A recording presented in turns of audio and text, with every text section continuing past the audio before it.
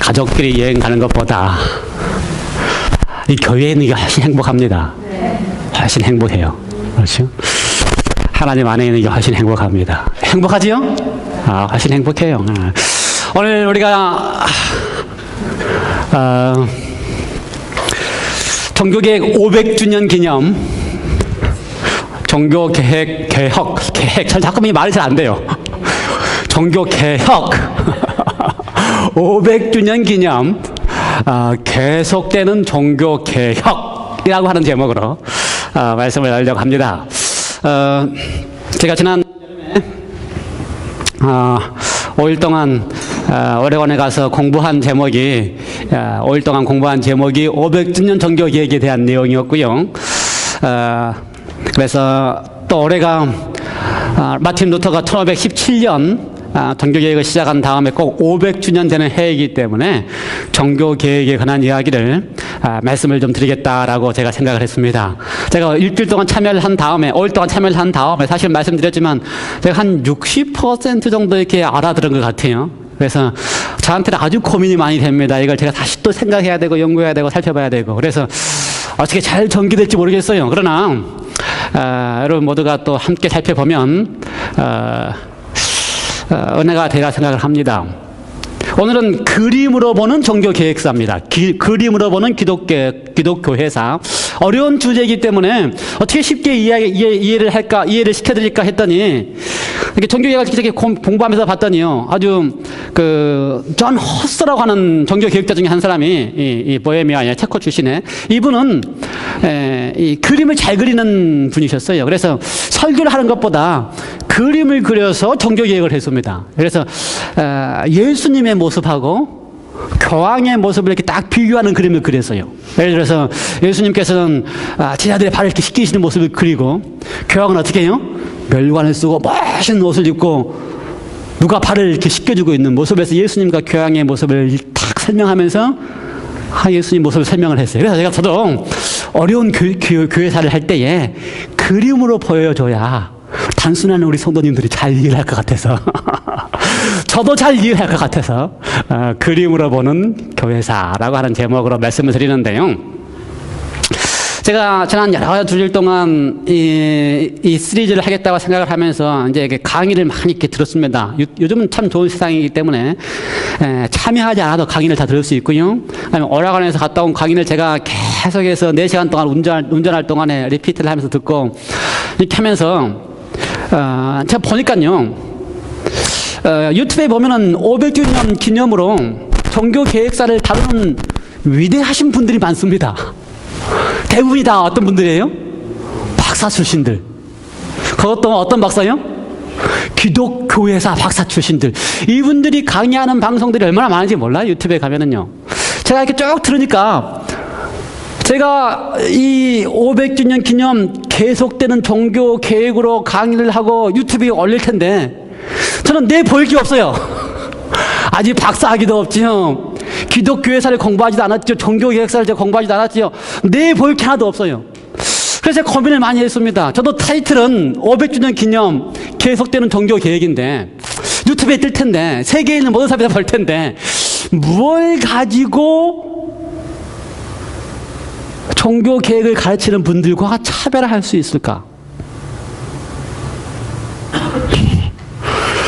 그래서 제가 할 수 있는 게 뭡니까? 제 특징이 뭡니까? 종교개혁사도 물어보자.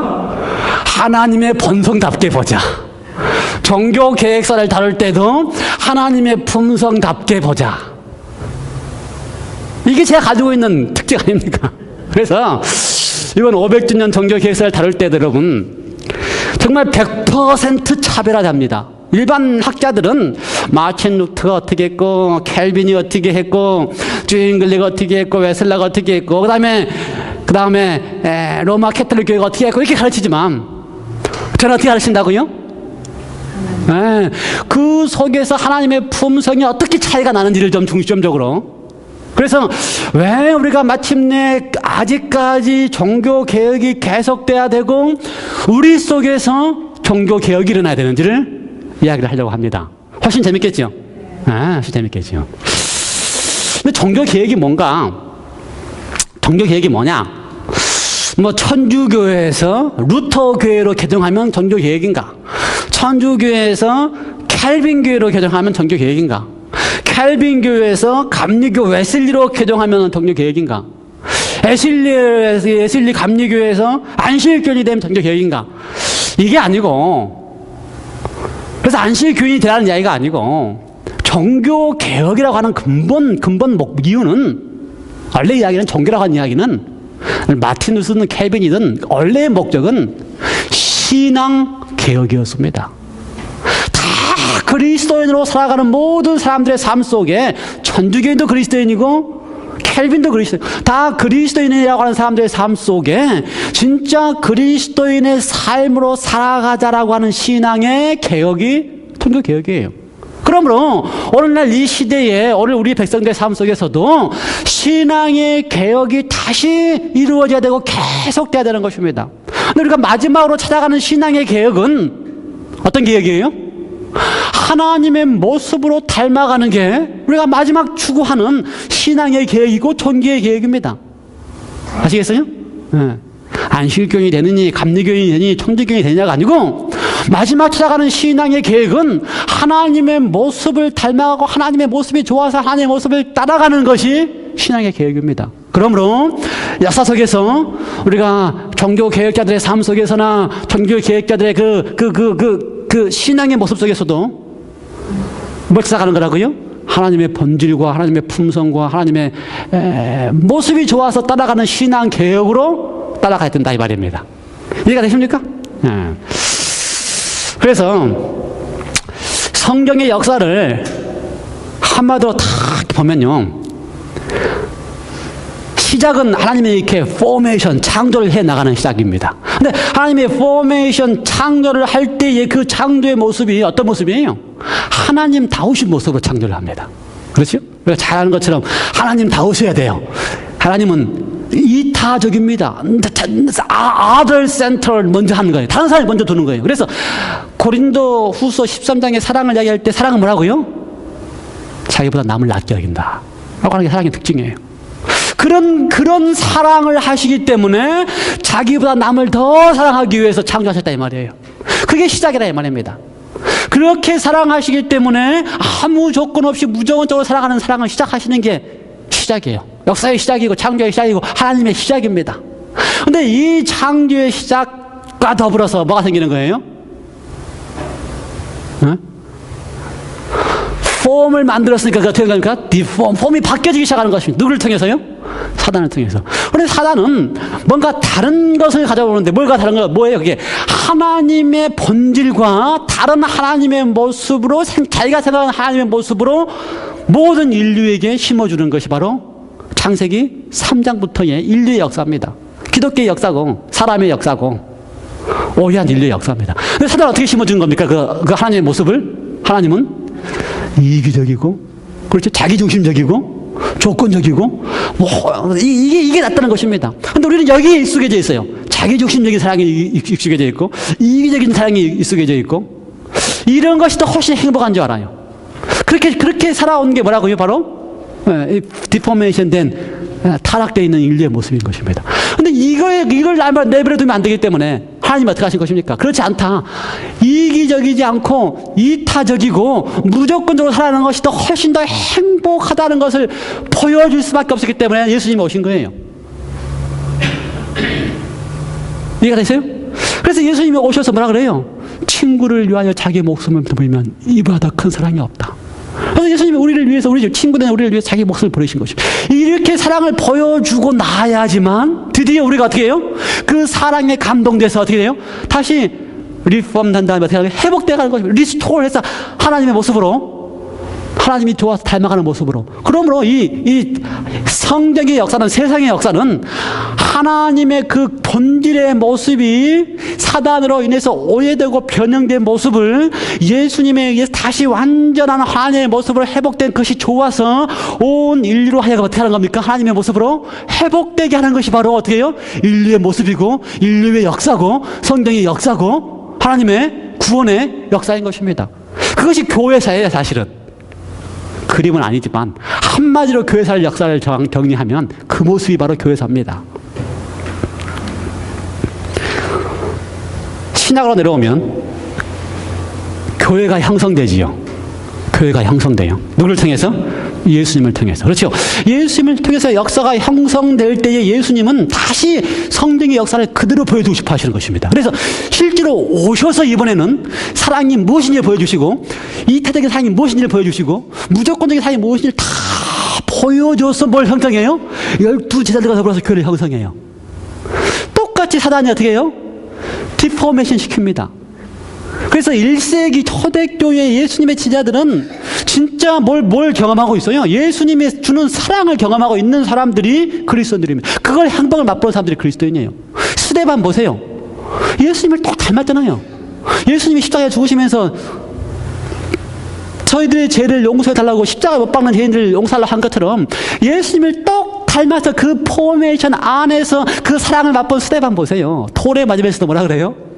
저희를 용서해달라고. 그게 행복한 자. 이런 그리스도인을 되기를, 이런 행복한 예수님을 닮은 사람들이 되기를 원하시는 게 포메이션이에요. 근데 이걸 못 봐서 사단이 어떻게 해요? 그러면 안 된다는 겁니다. 그러면 그게 행복하지 않다는 것입니다. 돌 맞아 죽는데 그게 뭐 행복하냐? 그렇지 않다는 것입니다. 이기적이고 자기중심적이어야지만. 그래서 뭐가 되는 거예요? 디포메이션, 변형이 되는 것입니다. 그래서 기독교 역사 가운데 계속해서 하나님께서 만들어주신 그 형상을 변형시켜서 하나님의 모습이라고 하는 사실을 변해주는 것이 기독교 역사예요. 근데 그걸 개혁하는 것이 개혁이고, 그걸 회복해서 하나님께 돌아가는 것이 뭐예요? 다시 회복하는 것이 우리가 지금 필요한 신앙의 개혁, 종교의 개혁, 신앙의 개혁, 우리 속에서 이루어져야 되는 신앙의 개혁인 것입니다. 지루하지요? 지루할 것 같아서 이제 빨리빨리 시작하겠습니다. 이게 우리가 하려고 하는 신앙 개혁사, 다시 하는 신앙 개혁의 핵심적인 이야기입니다.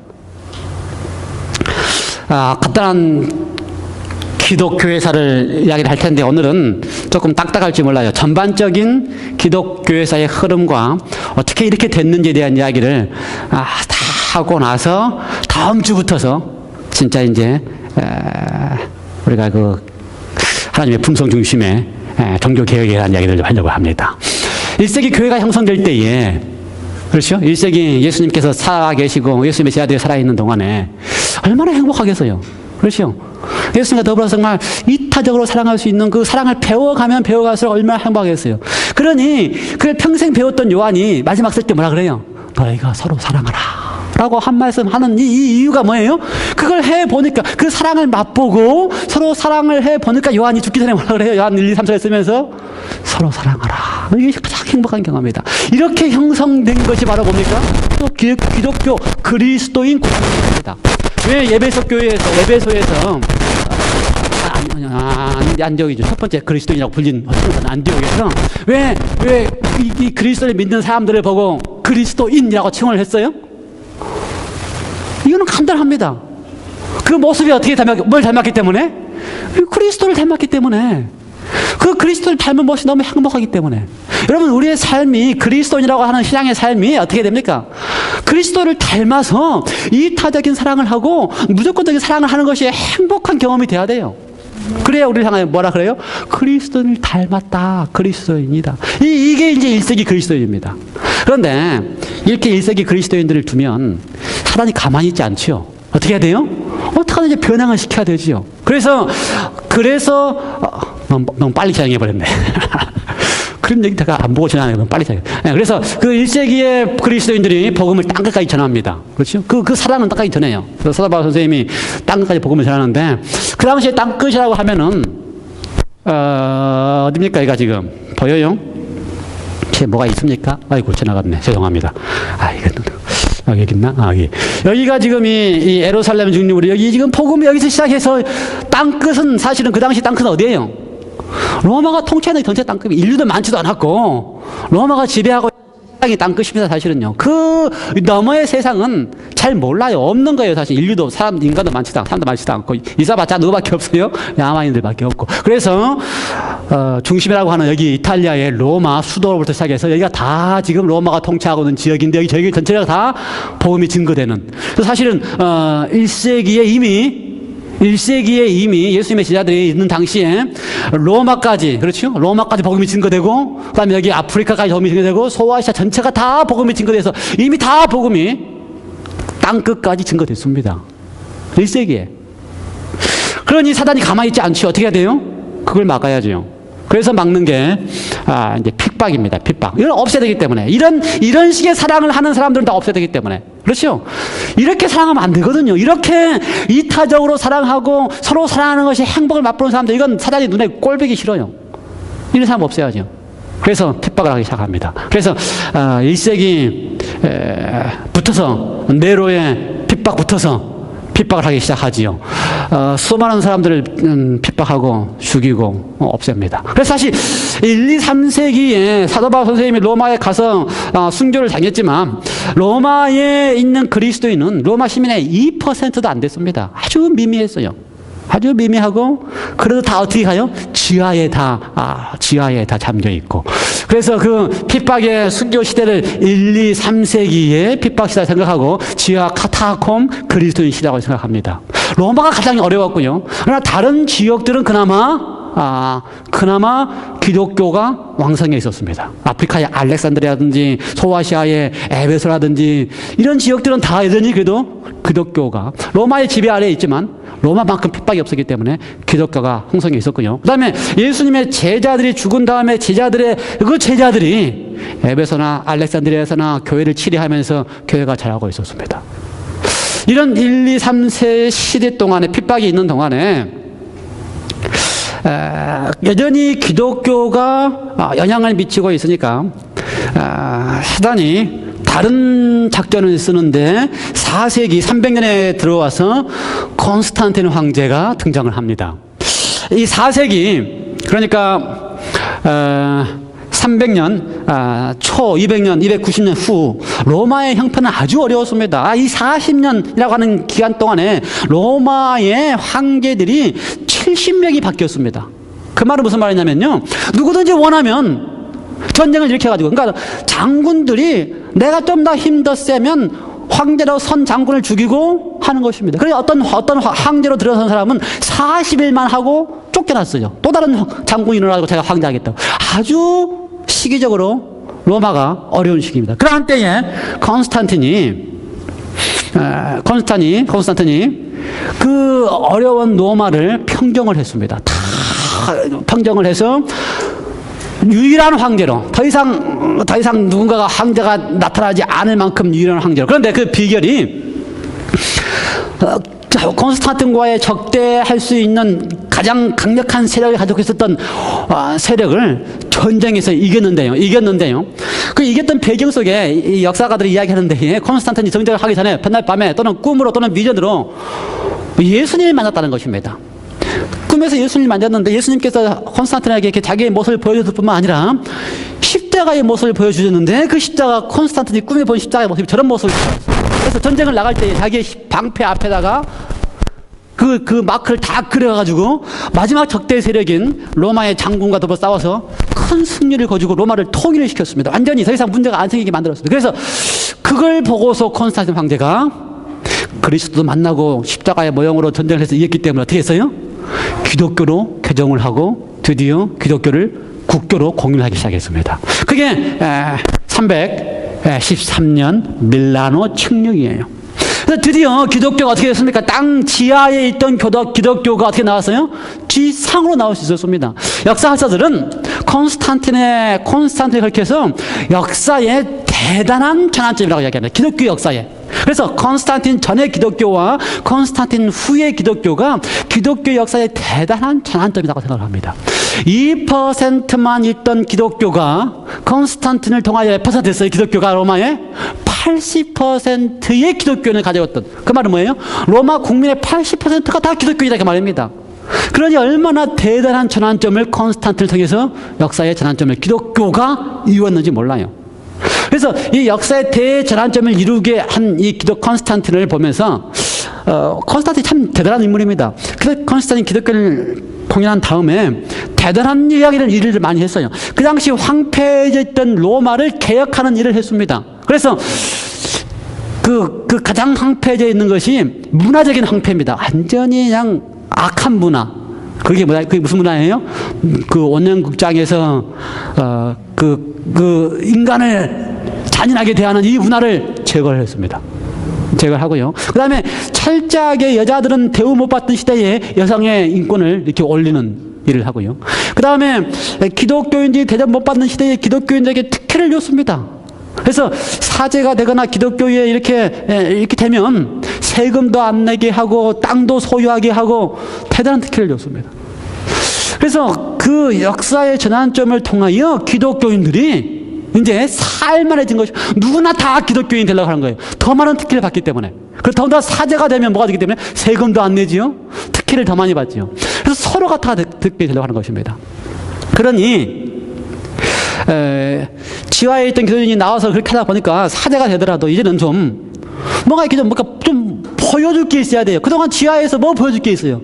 그래서 그동안 이 그 로마의 신전을 생겼던 그 의리의리한 신전을 어떻게 해요? 이제 기독교회에서 사용하고 의리의리하게 신전에서 예배 드리는 것을 하기 시작하고, 그 다음에 이제 황제가 교회에 참석하고, 그 다음에 높은 대신들이 교회에 참석하는데 교회의 모습이 이렇게 보잘것 없으면 안 되잖아요. 그러니 교회의 모습을 의리의리하게 해서 그 사람들의 수준에 맞게 바뀌기 시작하고, 그래서 교회의 모습이 어떻게 해요? 완전히 전환점을 맞기 시작하는 것입니다. 그러한 때에 AD 325년쯤 되어서요, 그 그리스도인 기독교 내에 커다란 이슈가 있었습니다. 그 말은 로마의 기독교뿐만 아니라 지금 우리가 알았던 그 소아시아에 있는 알렉산드리아나 에베소나 예루살렘이나 기독교인이 다 있지 않습니까? 거기에 또 뭐가 있고요? 각각의 기독교를 통치하는 감독들이 있고요. 잘 치리하는, 설명하는, 설교하는 감독들이 있고요. 그런데 그 사이에서 커다란 문제가 생겼는데 무슨 문제냐면요, 예수님이 어떤 분이냐는 것에 대한 이슈가 생겼습니다. 예수님이 누구냐? 이게 가장 큰 이슈예요, 그 당시에. 예수님이 과연 누구냐? 예수님이 인간이냐? 예수님이 하나님이냐? 예수님이 하나님이면 어떤 존재냐? 그래서 가장 큰 이슈 때문에 이 콘스탄틴이 그 당시에 있는 기독교 감독들을 다 니케아에 모이게 했습니다. 니케아라고 하는 것은 소아시아 지방에 있는 콘스탄티노플에서 가까운 도시인데 거기에 다 모이게 했어요. 그래서 300명의 기독교 지도자들이 다 모였습니다. 모여서 회의를 했어요. 결의를 했습니다. 마치 초대 사도행전 15장에 나오는 예루살렘에 다 모여 총회를 하는 것처럼 니케아의 기독교의 지도자들이 다 모여 총회를 했습니다. 그래서 의논을 했습니다. 무엇이 정말 예수님의 모습이 어떤 것이냐. 그래서 맺은 결론이, 니케아 총회에서 맺은 결론이 예수님이야말로 하나님과 동등한 하나님이다 라고 결론을 맺었습니다. 그것이 우리가 지금 믿는 삼일체의 근원이 되는 니케아 총회예요. 좋은 일도 많이 했어요. 거기에 반대하는 무리들이 있었습니다. 예수님이 그렇지 않다. 예수님이 피조물이다. 하나님의 아들로서 피조된 존재들이다라고 하는 것이 그때부터 시작됐어요. 지금의 누구의 아주 흡사한 가르침이? 여호와 증인의 흡사한 가르침이. 그래서 지금도 여호와 증인은 니케아 총회를 아주 싫어합니다. 그리고 니케아 총회에서 만든 것이 누가 만들었다 생각해요? 로마 천주교회가 만들었다 생각해서 삼위일체를 안 믿습니다. 안식일 기준 중에 그런 사람들도 지금도 있어요. 그러나 어쨌든 이 니케아 총회에서 가장 핵심은 뭐였어요? 예수님의 신성이 하나님과 동일하다고 하는 것을 인정을 하고 모든 기독교인들이 거기에 대해서, 기독교 감독들이 동의를 했습니다. 그래서 콘스탄틴이 아주 멋진 일을 많이 했어요. 그래서 콘스탄틴이 기독교 역사가서 중요한 일을 많이 한 인물이라고 이렇게 이해를 하고 있습니다. 근데 그 문제는 거기까지는 참 좋은데 80%의 기독교화 되면서 사제들과 기독교의 감독들이 로마에서 힘을 찾기 시작하니까 뭐가 되는 겁니까? 그 다음에 교회가 어떻게 되니까? 점점 이렇게 화려해져 가니까 뭐가 되는 거예요? 세속화되게 되고, 그 다음에 이교화되게 되고, 이단화되게 되는 모습들이 생기기 시작하는 것입니다. 이러한 때에 콘스탄틴이 그 수도를 이전을 했습니다. 기독교 역사 가운데, 세계 역사 가운데 보면은. 그래서 로마가 사실은 이탈리아의 수도입니다. 그렇죠? 로마가 전체, 이탈리아의 수도, 로마의 수도입니다. 그때 지금까지 로마 황제가 저지하는 곳이 어디예요? 로마입니다. 이 로마에서 아시아 쪽인 비잔티눔으로 옮겼어요. 거기가 그래서 자기 이름을 따라서 콘스탄티노플이라고 지금의 터키 지역으로 옮겼습니다. 여기 로마가 있어야지만 로마 정치를 통치하는데 동쪽으로 옮겼습니다. 터키 지방으로. 그래서 거기를 로마의 황제 도시로 거기를 삼았어요. 그리고 거기를 통치를 했습니다. 그래서 거기를 통치를 하니까 어디가 비어 있어요? 로마가 비어 있습니다.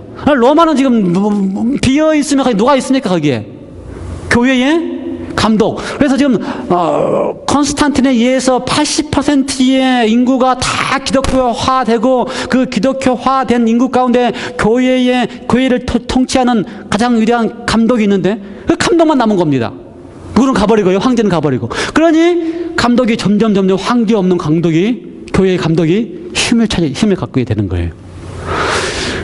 그래서 동로마, 서로마로 나누어지는데요. 사실은 이게 로마의 모습이고요. 이게 동로마, 서로마의 모습인데 사실은 이게 그 당시 세계 모습입니다. 세계 모습이에요. 여기가 지금 영국이고, 영국, 그다음에 뭐라 그러죠? 아일랜드. 그다음에 여기가 뭐 스페인쯤 되고요. 프랑스, 이쪽이 독일쯤 되고요. 이게 세계 모습입니다. 그런데 이 로마에 사는 사람들 말고는 여기 사람들 인구가 있긴 있지만 다 야만인들이에요. 지금의 유럽 사람들은 다 야만인들이에요. 그 당시에는. 그러니까 지금의 유럽의 독일 사람들, 영국 사람들 다 뭐라고요? 로마 사람들 볼 때는 다 실제로 야만인들이었고요. 로마가 그냥 문화 차이가 다른 야만인들이었고. 그런데 이 야만인들이 황제가 동쪽으로 옮긴 다음에 여기가 비었을 때 이 야만인들이 쳐져 내려오는 것입니다. 내려와요. 그들이 훈족, 게르만 민족.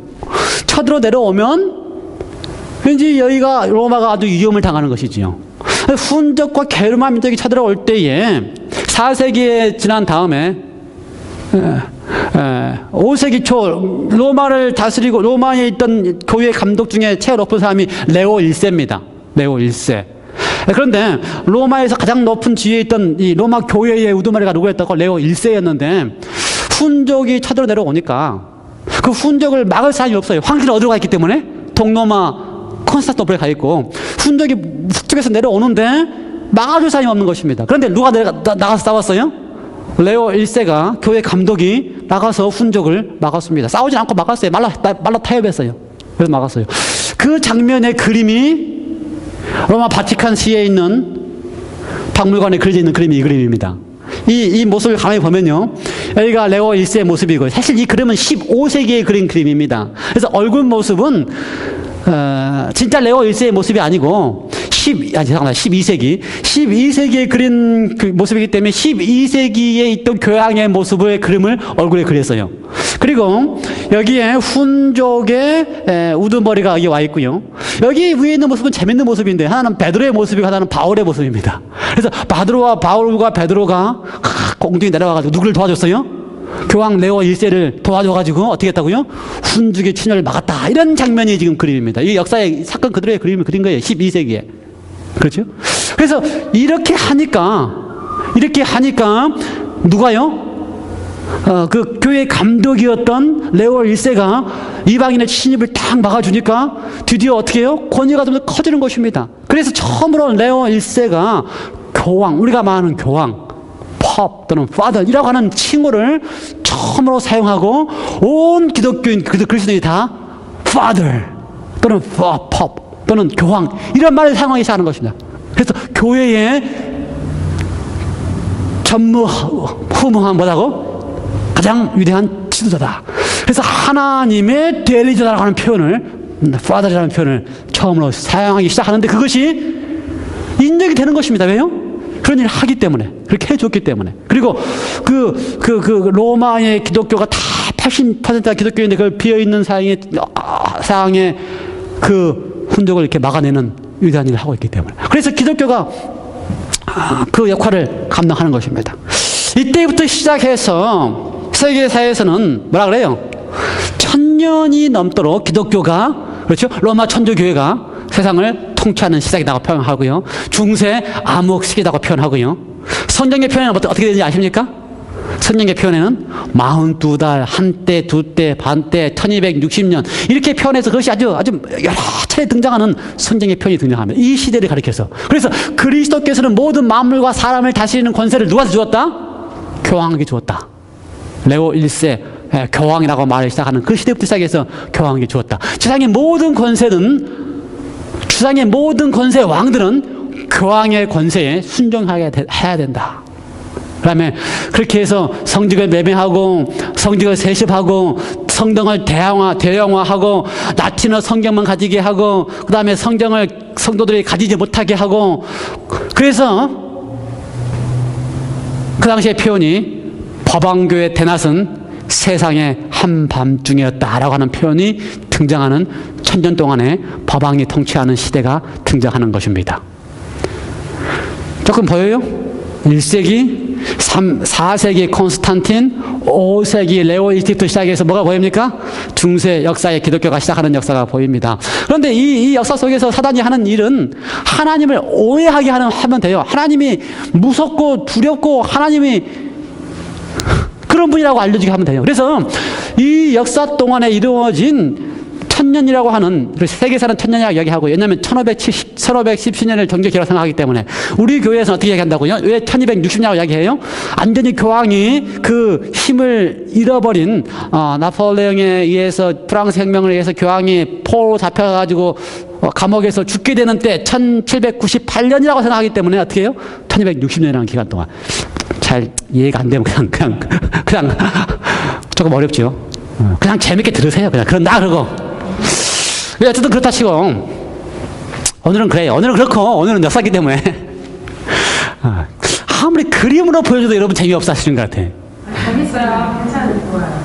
내가 애를 쓰면서 밤새도록 이 그림 찾기 위해서 얼마나 노력을 하는데. 우리 애은이가요 이거 보면서 어제 오후에 제가 이거 그림을 찾는 거 보면서 뭐라 그런지 알아요? 우리 와이프한테? 야, 아빠가 내일 아주 재밌는 그림 보여준대. 재밌잖아. 재밌지? 만화 같은 그림.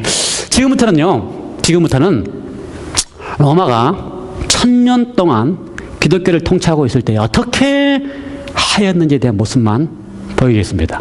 1000년 동안 7가지 중요하게 로마가 천주교가 가르치고 있는 가르침이 얼마나 하나님의 모습에 대해서 틀리게 가르치고 있는지에 대한 이야기만 하겠습니다. 첫 번째는요, 이건 진짜 그들이 가르치는 겁니다. 속죄 행위입니다. 속죄 행위. 자신의 죄를 참회하기 위한 행위입니다.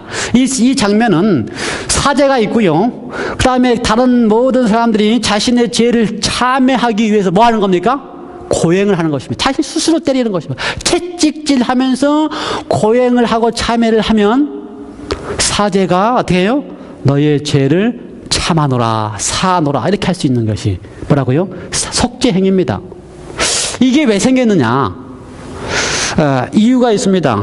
처음에 생긴 이유는 처음에 기독교가 핍박을 많이 받았잖아요.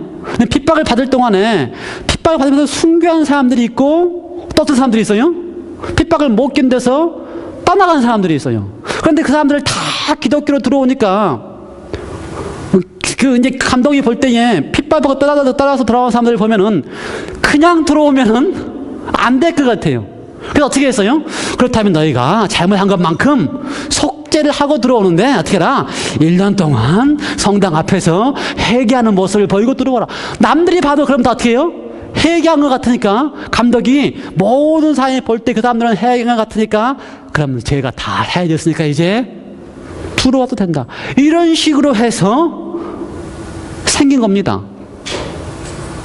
속죄 행위. 그래서 천주교에서는요, 이게 아주 중요한 거예요. 속죄 행위를 하는 게. 그래서 고행을 하는 게 아주 중요하고요. 성질을 순례하는 게 아주 중요하고요. 그 다음에 그렇게 함으로써 자기의 모든 죄를 이렇게 속하는 게 중요한 거예요. 그래서 마틴 루터 어떻게 했어요? 마틴 루터도 로마로 가가지고 거기서 고행을 하는 것이 그가 할 수 있는 최선의 길이라고 알고 있었습니다. 그래서 로마 황제가 있는 곳에 가서 무릎을 꿇고 계단을 올라가는 참회를 하는 겁니다. 이제 이게 천주교가 가르치는 속죄 행위예요. 이것의 근원은 어디 있는지 아십니까? 하나님이 죄인에게 어떻게 하신다? 벌을 하셔야 된다. 이제 하나님이 벌하시는 걸 어떻게 하는 겁니까? 그 죄인의 벌을 받게 하고 교회가 그 죄인의 벌을 누가 사하는 거예요? 사제가 사하는 거예요. 속죄 행위. 이게 로마 천주교가 하고 있는 아주 큰. 그다음에는 그 속죄 행위를 더 한 걸음 더 나가서 이제 면죄부를 판매하는 것입니다. 어떤 경우에는 벌부, 벌을 받는 것을 판매하는 것입니다. 이게 이제 종교개혁을 하게 하는 큰 거를 만들어준 상황인데요. 얼마만큼 심각하냐면요. 면죄부는 어떤 이야기냐면요. 죄를 지은 사람이나 또는 죄를 지은 가족이나 죄를 지은 조상의 죄를 해결하기 위해서는 교회를 위하여 큰 공헌을 하면 그게 뭐가 된다? 죄가 해결된다는 것입니다. 그래서 그 교회를 위해서 큰 공헌을 하기 위해서 십자군에 참여한다든가, 그 당시에 이제 기독교와 이슬람교 또는 기독교와 이교의 전쟁 가운데서 기독교가 기독교 성질을 탈환하기 위해서 십자군을 많이 모집해야 되는데, 십자군에 참여해서 거기에 참여하는 그 순간부터서 뭐가 된다고요? 큰 죄가 사해지고 조상들의 죄가 사해진다, 이렇게 가르치는 것입니다. 그 다음에 또 십자가뿐만 아니라 교회에 큰 헌금을 하면 뭐가 사해진다? 죄가 사해진다. 그게 이제 면죄부를 판매하는 거예요. 이 그림은 돈을 독일의 태첼이라고 하는 면죄부를 파는 사제가 와가지고 설명을 합니다. 어떻게 설명하냐면은 하나님의 이 돈계의 돈이 쨍그랑 노래까지도 만들어서 가르쳤어요. 돈이 쨍그랑 떨어지는 순간, 그 소리가 들리는 순간 어떻게 한다? 이 여러 개가 있는 죄인이 천당으로 간다, 이렇게 가르쳤어요. 그게 뭐예요? 죄를 사할 수 있다. 면죄부를 파는 것입니다. 그래서 이 면죄부를 파려고 하는 순간에 그래서 나오는 교리가 지옥, 천당, 연옥입니다. 연옥. 여기서 개혁해서 개혁교회들이 연옥은 빼고 어디까지 갔어요? 지옥하고 천당이 있다고 지금 가르치고 있는 거예요. 계획은, 연옥을 빼는 계획은 잘 했지만 제대로 된 계획이 아니에요. 이 연옥이라는 것이 뭐냐? 죽은 사람이 살아있는 동안에 지은 죄를 씻고서 천국 가기 전에 일시적으로 머무는 장소가 연옥이라고 생각했습니다. 이 말이 무슨 말이냐면요, 진짜 죄를 진 진짜 죄인은 어디로 갑니까? 지옥 갑니다. 진짜 착한 의인은 어디로 갑니까? 천당 갑니다, 죽으면. 그런데 어정쩡한 사람들은 지옥 가기에는 너무 좀 엄한 것 같고, 천당 가기에는 안 된 것 같고, 어정쩡한 사람은 어디로 가요? 연옥에 가 있으면 돼요. 근데 연옥이 어정쩡한 사람이 가기 때문에 뭐 편하거나 그렇지 않고, 그 당시 연옥에 관한 그림을 보면요, 대부분 연옥도 그 사람의 어정쩡한 죄값을 치르고 나면, 죄값을 다 받고 나면 어디로 가는 겁니까? 천국으로 가는 것입니다. 그래서 죄값을 받기 위해서 어떻게 해요? 고통을 주고 그 죄판을 받아야 되는 거예요. 그래서 그림들이 다, 그 당시 나오는 그림들이 다 그 죄값을 치르는 그림으로 되어 있어요. 그러니 연옥도 사실은 지옥만큼은 안 하지만, 지옥은 죄값을 악한 죄이기 때문에 많이 받는 거고, 연옥은 좀 덜한 죄이기 때문에 덜한 죄값을 받는 거고, 그래서 그 연옥에 관한 가르침을 하는 것입니다. 그래서 연옥에서 죽은 영혼을 위해서 살아있는 사람들이 미사를 드리거나 헌금을 하거나 하면 어떻게 하고요? 빨리 죄값이 사해져서 천당으로 가고, 그 다음에 연옥에 가 있는 사람을 위해서 미사를 열심히 잘 드리면 어떻게 하고요?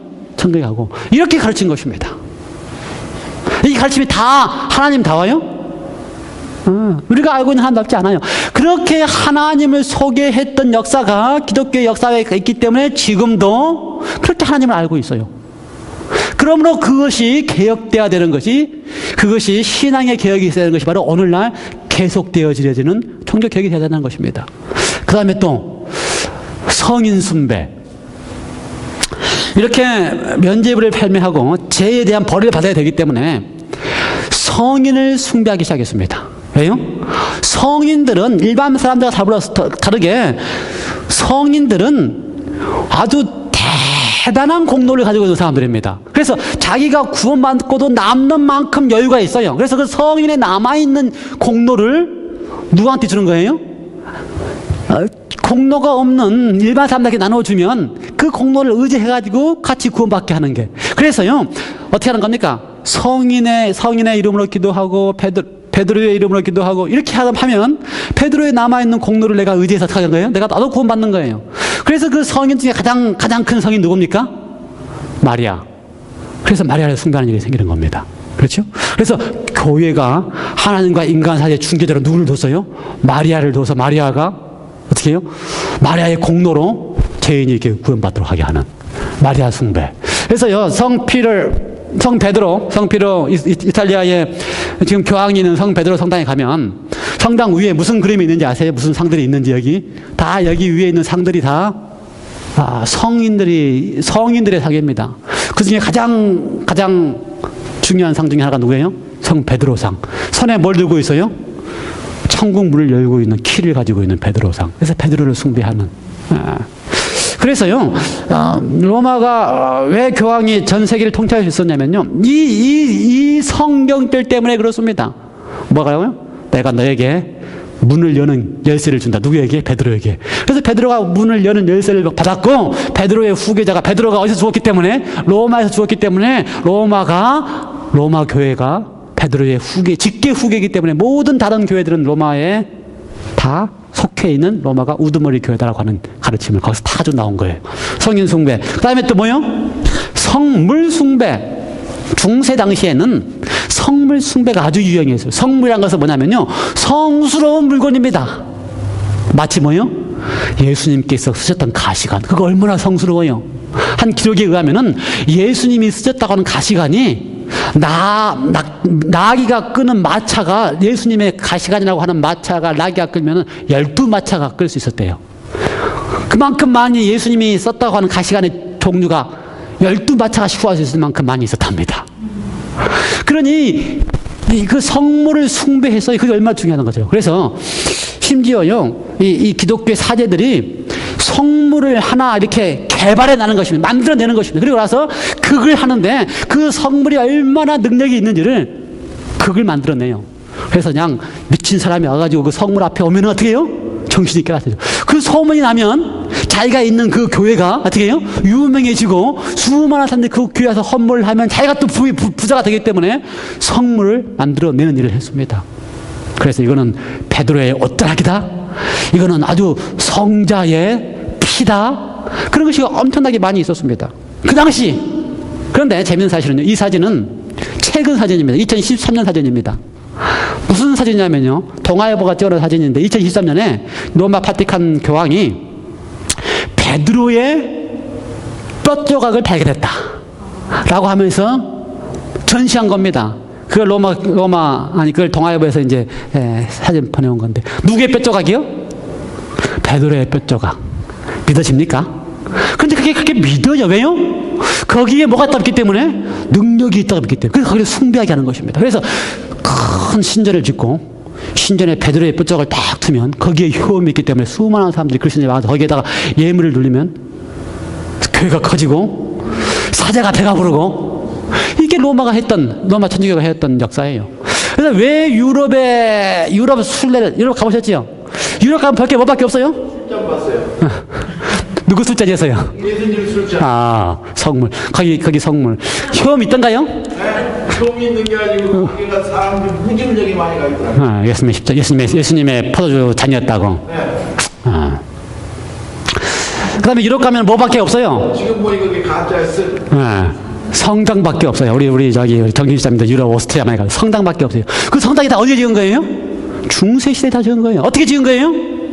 요걸 팔아먹어가지고, 면제입을 팔아먹고, 성물 팔아먹어서 지은 게 그 유명한 유럽에 있는 다 성당들입니다. 얼마나. 그 다음에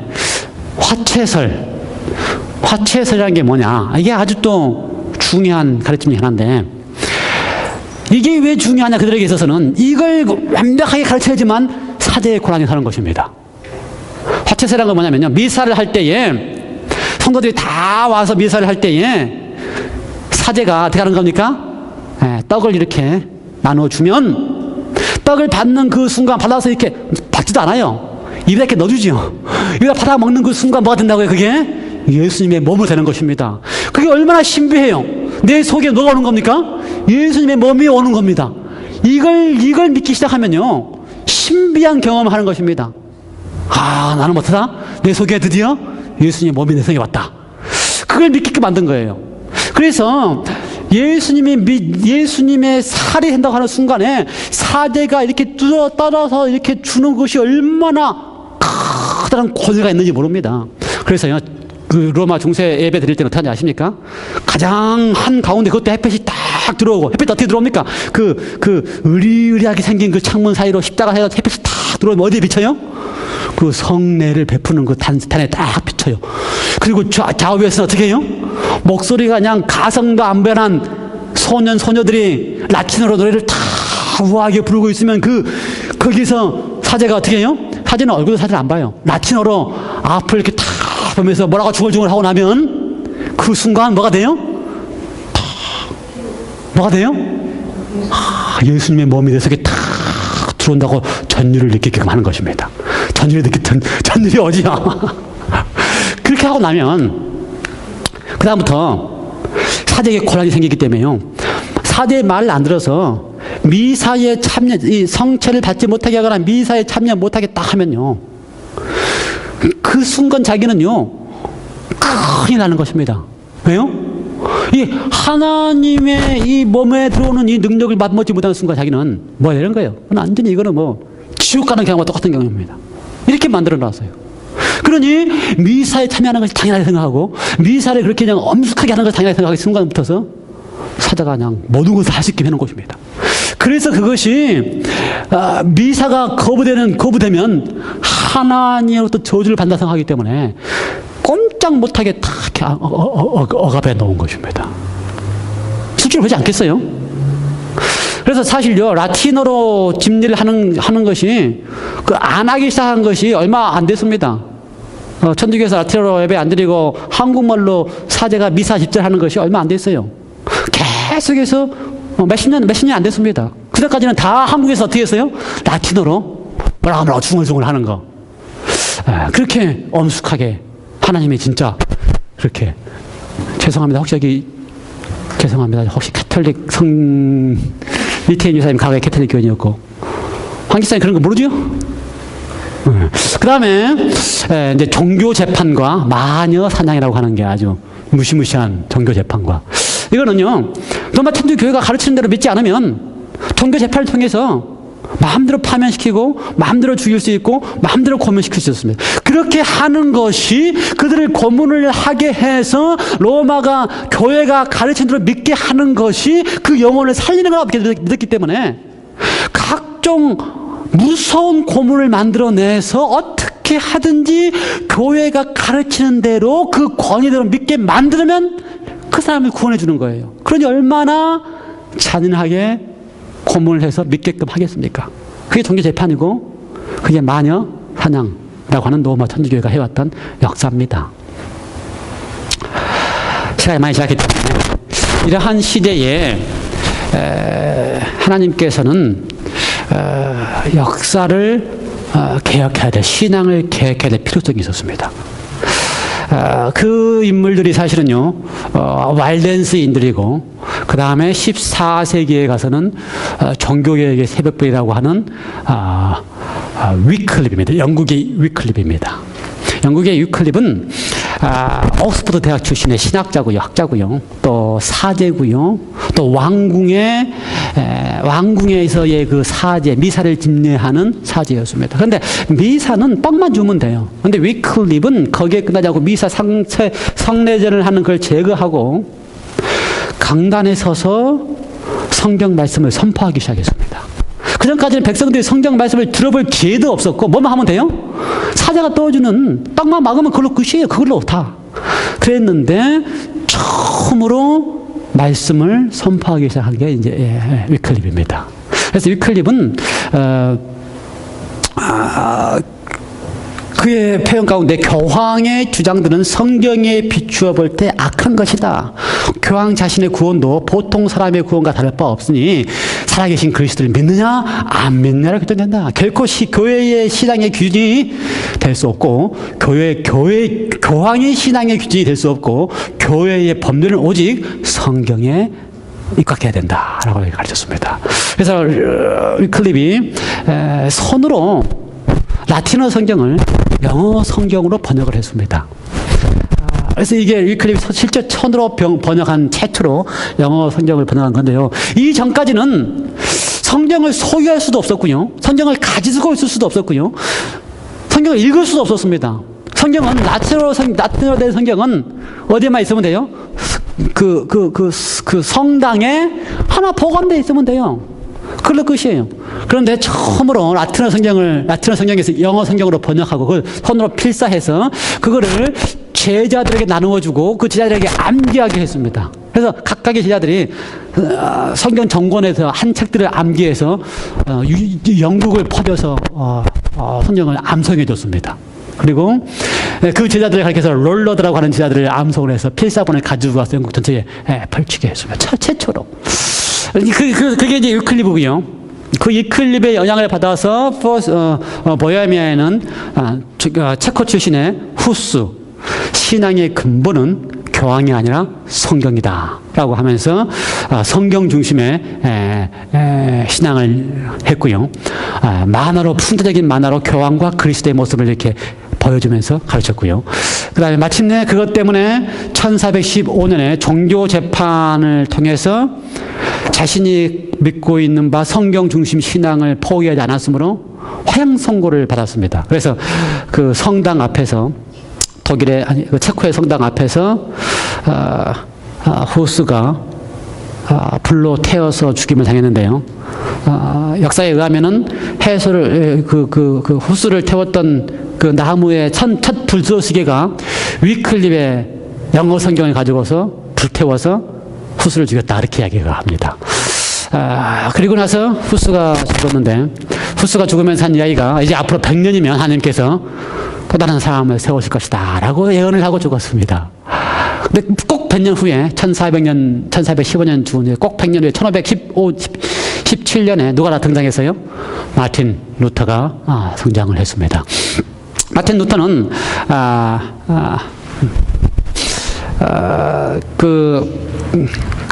독일 출신 비텐베르크 대학 교수인데요. 마틴 루터가 한 일은 사실은 별거 아닙니다. 마틴 루터는 그 대학에 있는 그 교회당 문에 75개조의 방방문을 붙였습니다. 근데 이거는요, 그 당시에 대학에서 일어나는 일입니다. 마치 우리나라의 대학에 뭐 붙이는 것처럼 대자보 붙이는 것과 똑같은 거예요. 시국선언하는 것입니다. 그래서 루터는 자신의 견해를 시국선언해서 붙였습니다. 대자보 붙인 거예요. 그게 무슨 시국선언문이냐면요, 95개 조항은 그 내용들이 다 그 면죄부를 파는 것에 대한 반박문에 대한 내용입니다. 그래서 42번째 그러면은 이런 면죄부를 파는 거는 성경에 일치하지 않는다. 이렇게 써놓은 내용들 뿐이에요, 다. 근데 그렇게 95개의 내용물을 쓴 이유는 특별히 루터가 계획을 하겠다 그런 생각이 아니고 뭐밖에 없어요. 그냥 이거 가지고 좀 우리가 한번 대화를 해보고 논쟁을 해보자. 다른 신학자들도 좀 너의 견해가 뭐냐 이런 식의 견해일 뿐이었는데 루터가 이걸 붙인 것이 왜 그렇게 독일에 전체로 팔릴 수 있었느냐? 그거는 1445년에 독일 마인츠 출신의 쿠텐베르크가 금속 활자를 발명했다고 하는 것입니다. 이 전까지는 1445년 전까지는 책이 없어요. 뭐밖에 없습니까? 큰 양피에다가 뭘 쓰는 거예요? 사람이 손으로 쓰는 거예요. 그러니까는 위클립도 손으로 써가지고 성경을 베끼지요. 그런데 드디어 1445년에 금속 활자가 만들어져서 인쇄를 할 수 있는 것입니다. 종이에 금속 문자로 탁 찍으면 착 나오는. 이렇게 되니까 루터의 반박문이 삽시간에 퍼질 수가 있었습니다. 그 전에는 책 한 권 방막문 하나 100개 쓰려면 95개 조항 100개 쓰려면 하루 종일 썼을까요? 그런데 한 번 딱 찍어내면 한꺼번에 하루에 몇천 장이 이렇게 딱 나가게끔 되는. 그래서 하나님께서 루터 종교 계획을 이룰 수 있는 근거를 만들어 놓았습니다. 마지막 장면은 1521년 루터가 신성 로마 제국 칼 5세 앞에 있는 브롬스에서 제국 회의를 여는 장면인데, 이 장면이 무슨 장면이냐면요, 루터가 1517년에 그걸 붙인 다음에 아주 그것이 독일에 전체적으로 퍼지니까 교황이 가만히 있지 않잖아요. 이걸 파면시켜야지. 종교재판을 통해서. 그래서 종교재판을 통해서 파면을 시키려고 하니까 그 당시에 신성 로마 제국을 통치하고 있던 황제가 그렇다면은 로마 교황에서 보낸 신부도 오고 그 다음에 독일을 다 치리하고 있는 제후들도 다 모이고 루터도 와서 이야기를 좀 다 들어보고 판단을 내리자라고 하는 게 이 모임입니다. 이 장면입니다. 그래서 루터가 갔어요. 그런데 사실은 루터가 가는 것을 많이 말겼습니다. 가면은 끝이다. 죽는다. 그런데 루터는 내가 죽으면 죽어도 가겠다. 뭐가 표현냐면요. 이 성에, 브롬스 성에 사단이 그 성에 가득한다 할지라도 나는 가겠다. 라고 해서 갔습니다. 가서 한 이야기인데, 제가 싸우지 않았지만, 마지막 루터가 거기 가서, 이렇게 이제 독일의 교황이 왔던 사제들하고 황제 앞에서 다른 많은 제후들 앞에서 마지막 루터로 하여금 너가 믿는 바를 다 포기하라고 할 때에 루터가 한 이야기가 있습니다. 내가 믿는 바 하나님의 말씀이 내 양심에 비추어서 틀리지 않는 한 나는 하나님의 말씀을 포기할 수 없겠다라고 마지막으로 선언을 합니다.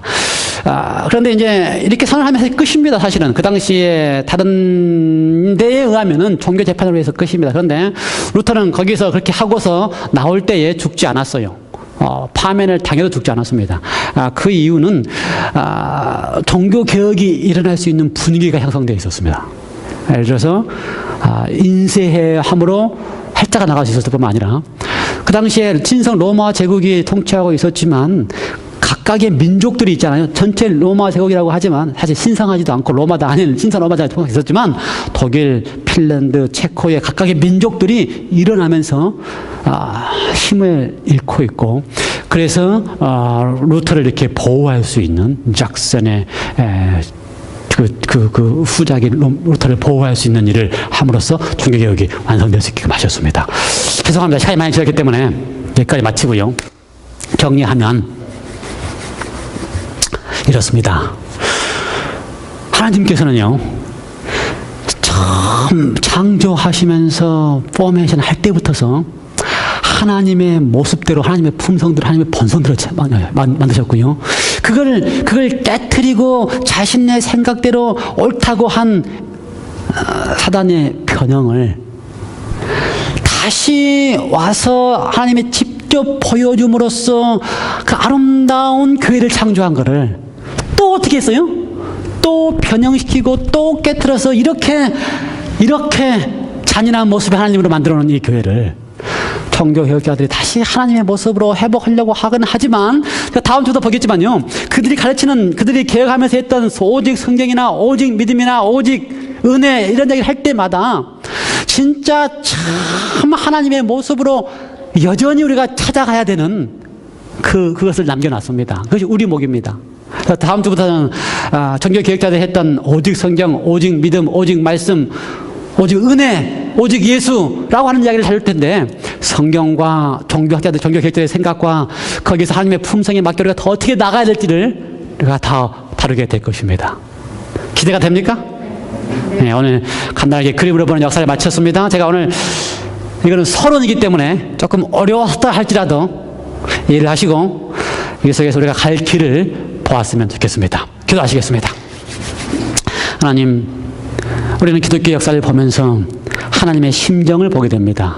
그렇게 오해받고 그렇게 하나님의 모습이 완전히 다른 모습으로 되어 있는 그 순간 하나님께서는 마침내 우리에게 신앙의 계획을 통하여 참다운 하나님의 모습을 알리시기를 원하시고 참다운 하나님의 모습을 우리가 담기를 원하시고 그 일을 오늘날 우리를 통하여 하나님의 참다운 모습을 보여줘야 되기 때문에 종교개혁, 신앙의 개혁이 오늘날 있어야 됩니다. 그러므로 종교개혁은 계속돼야 됩니다.